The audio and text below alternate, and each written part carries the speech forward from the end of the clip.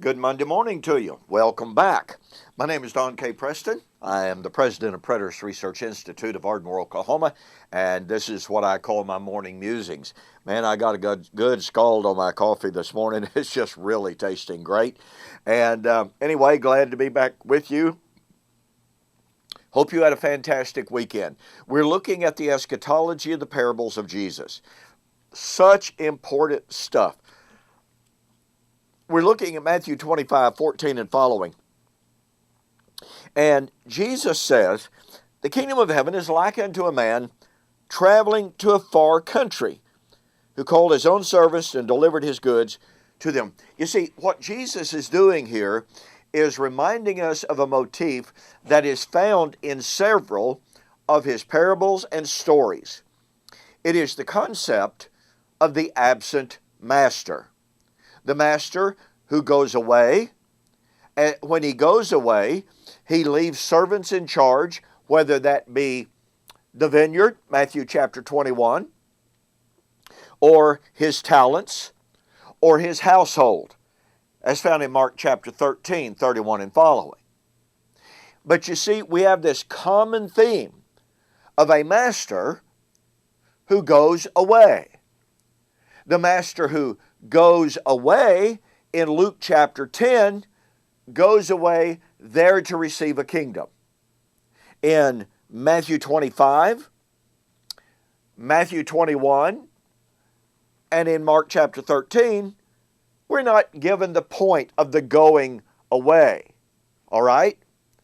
But the point of fact is, you have this common motif of the absent master, those who've been left in charge to take care of his goods, whether it's his vineyard or his house or his talents, and is coming back to receive the fruit of the vineyard, to receive the talents and the interest on them, to enter fully into the reign of the kingdom which he has received, or to take charge of his household once again.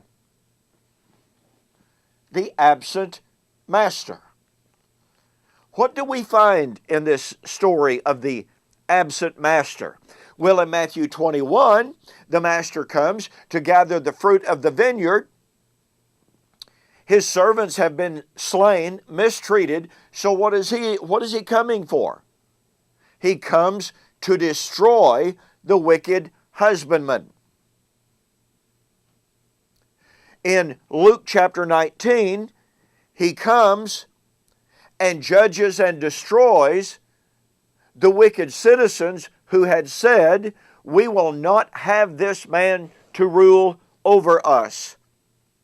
In Matthew 25, he comes back and he judges the work of those to whom he had given his talent.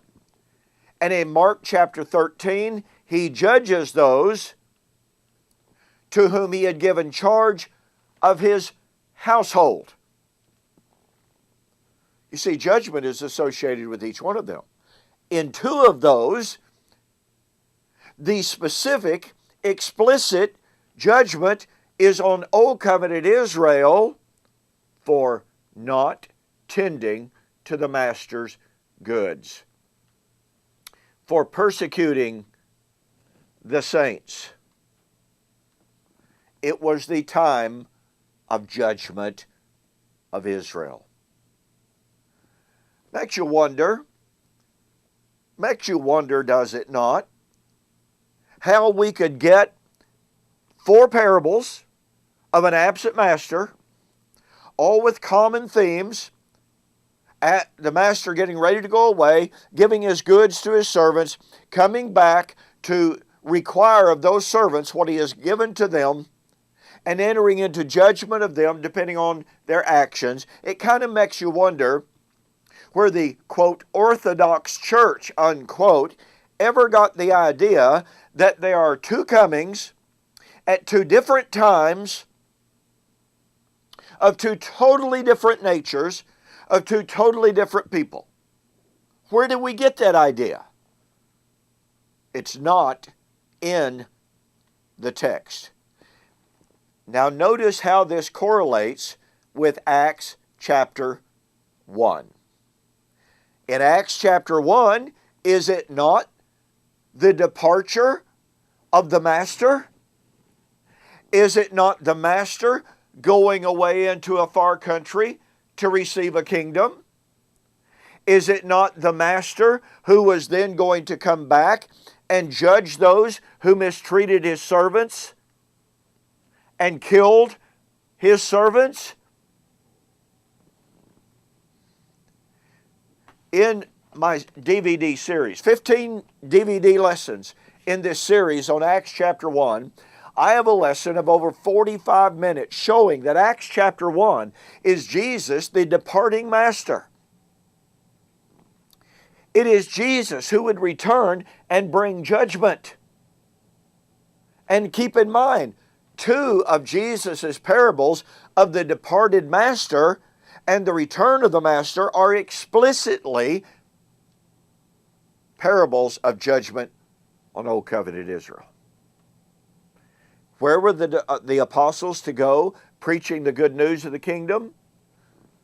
To Jerusalem and Judea and Samaria, to the uttermost parts of the land.